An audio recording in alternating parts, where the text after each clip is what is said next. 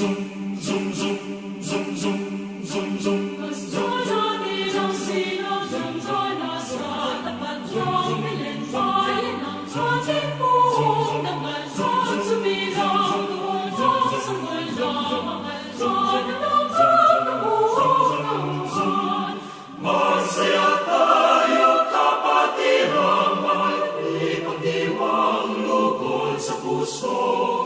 Jesus natin siyang tanging may kapalungot tayo sa harap niya.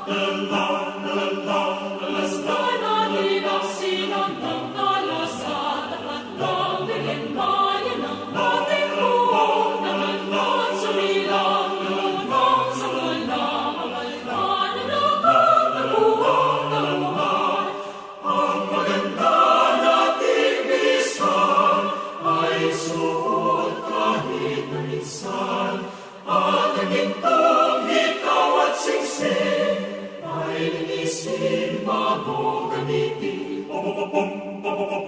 Lasdan natin ang sinag ng kalasad at ng bilinbayan ng ating buong naman sa bilang lulong sa walang magalman na nakakabuhang tauhan.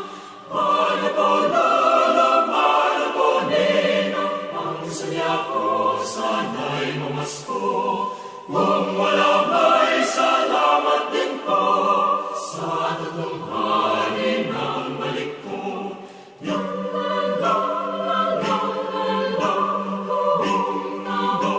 Muling nandaman, at sa bawat ninyong tahanan, diwa ng Pasko naway makamtan, at sa bawat